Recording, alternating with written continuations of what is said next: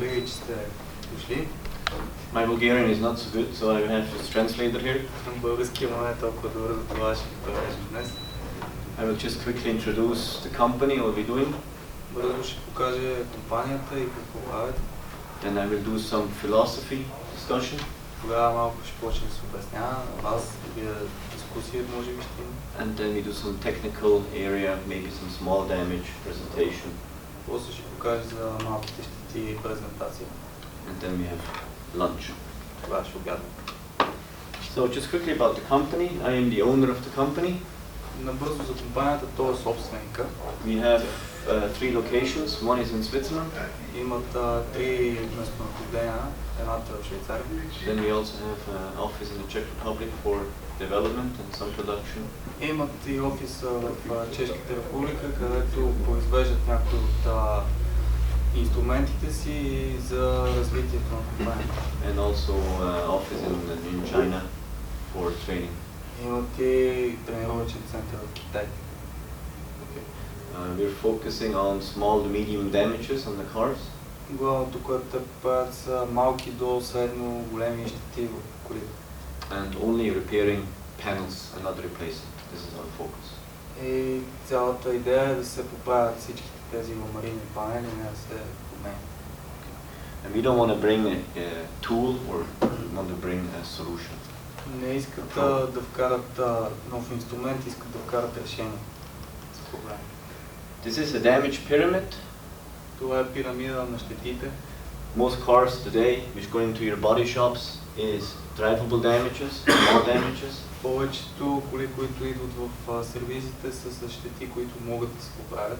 60% of the damages you have is less than 3 panels damaged on the car. 60% от щетите, които имате, са по няколко щети на детайл. Then we have the non-drivable damage with larger, where you have to maybe use the bench, a select bench or Carolina bench to straighten the car with structural damage. После имате тези щети, които не могат да се поправят, за които трябва да използвате някакви други уреди. And then we have the total loss. Тогава имате тотал щета. And now this year is getting more and more bigger and bigger in the future. The bigger damages normally in the world is being repaired less. So that's what we're focusing on. Значи в бъдеще стават щетите, които могат да се поправят по-големи и по-големи. These are the four areas we have. Panel repair. Имат инструменти за панели, Aluminum, за алуминий, small damage, за малки щети and plastic. и за пластмаса. For the panel repair, damages like this, За такива щети за панели, we want to bring a series of products. We have low price, simple products to complete solutions. имате различни видове, различни полуценови качества, инструменти, някои по-прости до пълен комплект. Depending on the size of the body shop. Зависи от това колко е голям сервиза и какво може да си позволи. Okay. But the main thing we're focusing on is the training that we offer. Главното, което те се старат да направят, е да има къде да се тренира. So for example, for medium panel we have a 1-day or 2-day training program. Значи за тия средните панели, щети и такива работи имат до 3 дни време за обучение. We work with different car manufacturers together and body shop unions. Работят с различни производители на автомобили, различни от различни места. For example, for BMW, we do globally all the training for them. За BMW специално те правят цялата тренировка по цял свят. Also for Toyota, we do a lot of training in Australia, in the Middle East, in China, in different markets. Също така в Toyota те се занимават в Средния Запад, всеки такива страни. Okay, I can just show you quickly a video, a shortcut of the video, so you get an idea what kind of tools we have, what kind of systems we have. Сега може да ви покажа видео, където се показва с какви инструменти, какво правят и какво могат да правят. So basically in the medium panel, then you have damages like this. Когато имате щета от панела в този вид, Okay. We teach the people on how to repair it in a simple method, simple way. обучават хората как да ги поправят по лесен начин с прост метод. Okay. Welding on the bits. Заваряват пиновете.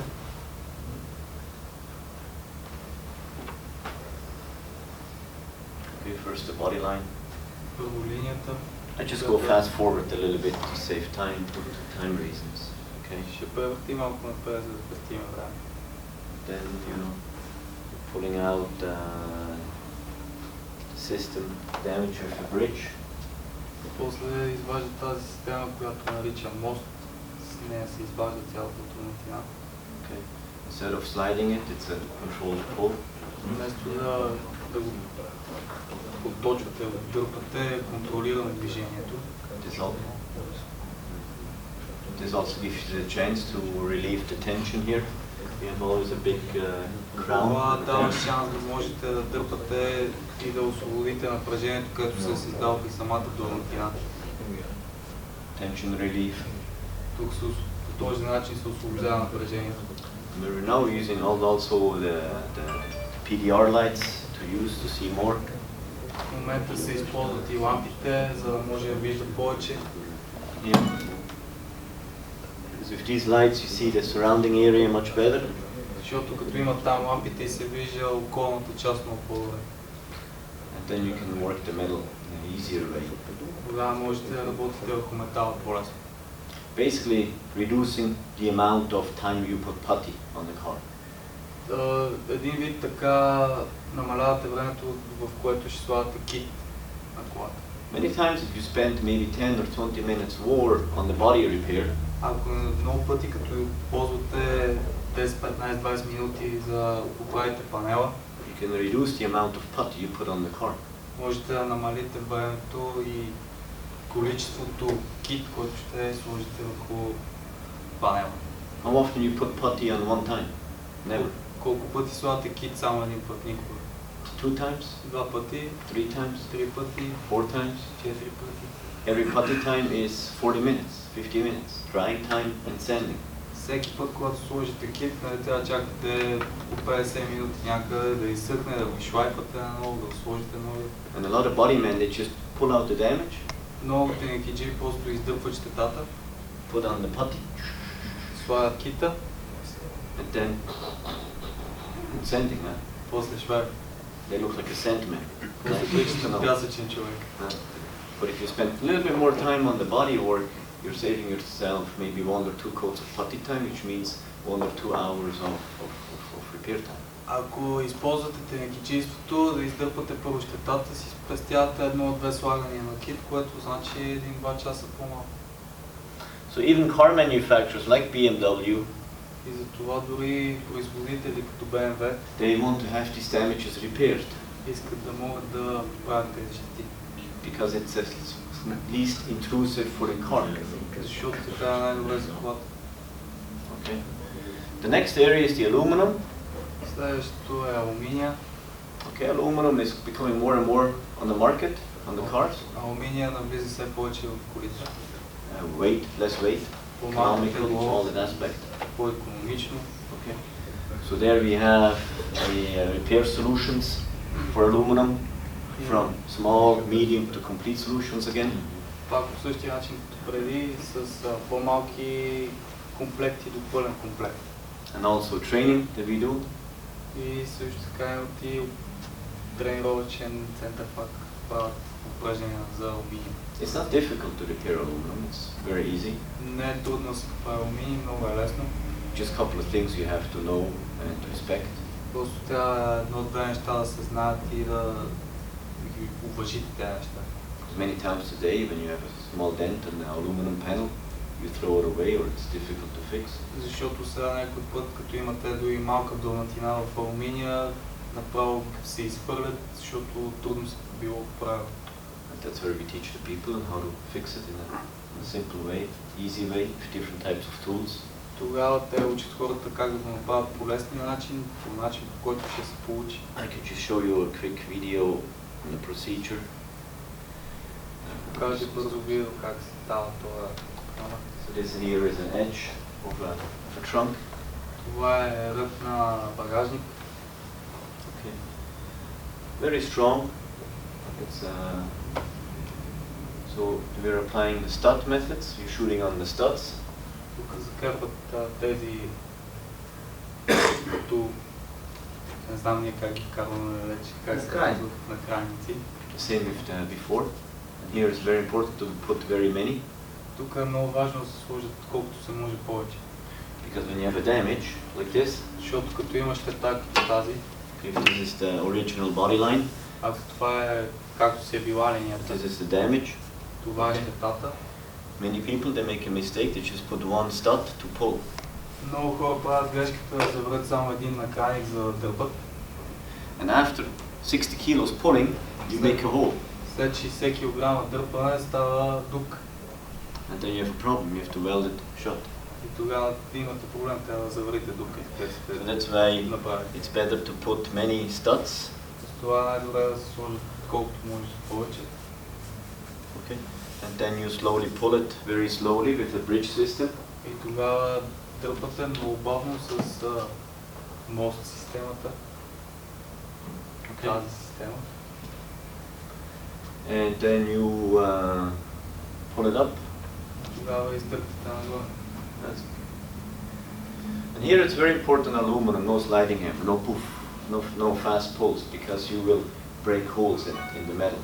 Значи важно е да става бавно, за да не дърпате резко, защото ще се получат дупки в метал. Then you heat it. Тогава нагрявате. Okay. Very important. Много е важно това. Depending on the depth, you heat it either with the heat gun is the ideal. Зависи от дълбочината, може с пистолета за горещ въздух. Then you make the material soft. Тогава обмеква материал. Then you relieve the tension because the metal has gone up. Тогава освобождавате напрежението по този начин, защото металът се е надигнал. So you're pulling up a little bit and then you have to relieve the tension. Затова дърпате малко нагоре и после освобождавате напрежението. It's very simple to fix. A couple of things to consider. That's what we teach in a one-day training course for aluminum. Много лесно се научава това и много лесен метод за един ден се обучава. Many times the body line is different, so you can adjust the distance of the studs depending on the different depths. And then you can pull it again. Много пъти дълбочината на метала е различна, затова може да се навият самите гайки, за да се издърпа примерно на едно място повече, на едно по-малко. And many times you add other repair solutions with the glue system to pull out that area. Можете да добавите дори методи за поправка на щетите, примерно с тази система с лепилото. Okay. So, then we have medium damage, small damages. После имаме вече малки, средни щети. Once a paintless dent repair without painting. Без боядисване вече е по-лесно. But the main focus for us is to teach the body man to do dent reduction or pre-push. Значи те, което това искат да научите, да се намали дробнатината или да си я избутате до края. Instead of removing here the paint and using the splitter, вместо да изшлайфате боята и да ползвате сплотер, за да издърпате. we want to teach people, maybe you can use the glue system, pull it a little bit. Искат да научат хората, примерно, да използвате системата с лепилото, за да издърпате. Или с лостовата система. Then you can make it smaller. Тогава можете да направите по-малка. Saves you time. Спестява време. Less repair time. Време за поправка спестява. Less putty. По-малко кит. So it's actually many countries now, for example in Switzerland. Сега в много страни, примерно в Швейцария. Or also in the US. BMW.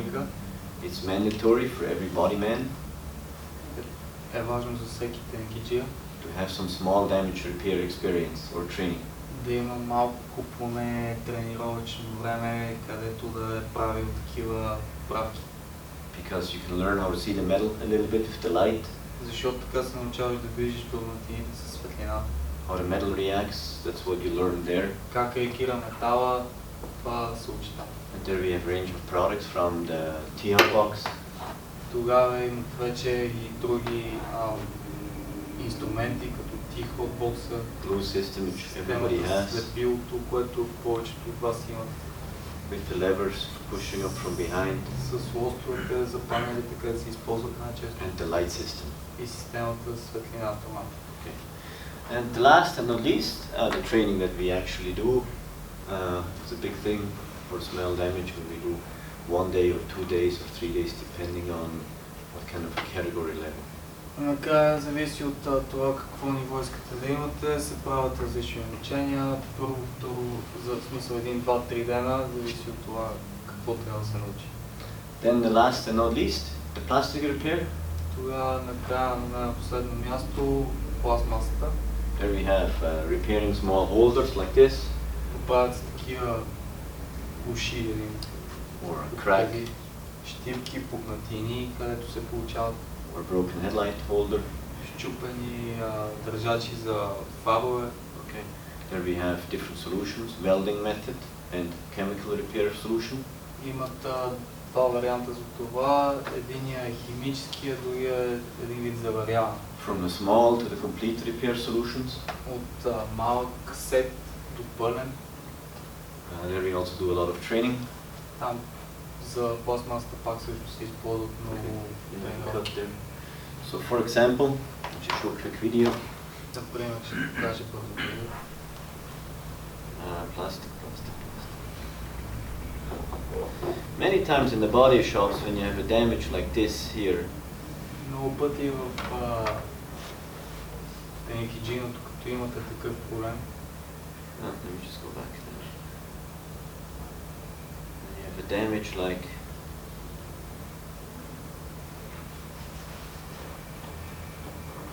this. тази. Okay. Can you see it? Виждате? It's a holder where you have the bumper. Това е държачи, където се захваща планета. Okay. Many times you hit a little bit and they break. Много пъти, като ударите за да влезе и толкова се даме, че се чупи. It's not necessarily the whole bumper is damaged or destroyed, but just a little hit and they break. Не е задължително, че цялата бойна се чупи, но малко удари тези се чупи. They're not so easy to repair, Не се поправят много лесно. especially not to make them hold. Дори не стават дори да държат някой път. And then we have a welding system developed. Те имат система за заваряване, изработена. It starts with the type of grinder to use. Започва с какъв вид абразив да се използва. You're removing the paint Махат боята on both sides. от двете страни. Then we have a special welding process. We call it Специален процес за заваряване fusion with nitrogen. с азот. High temperature, we have 480 degrees, 480 градуса се получава при това заваряване. but very low air volume. Много малък обем въздух. And then you can very simply just weld the bridge over. И така много просто може да се We have these special strips. Да се заварят тези ленти, те са специални. And you weld it, on top side, Заварявате от двете страни, back side, отпред, отзад се вижда, and then you sand it, шлайфате and in 5 minutes за 5 минути е готово.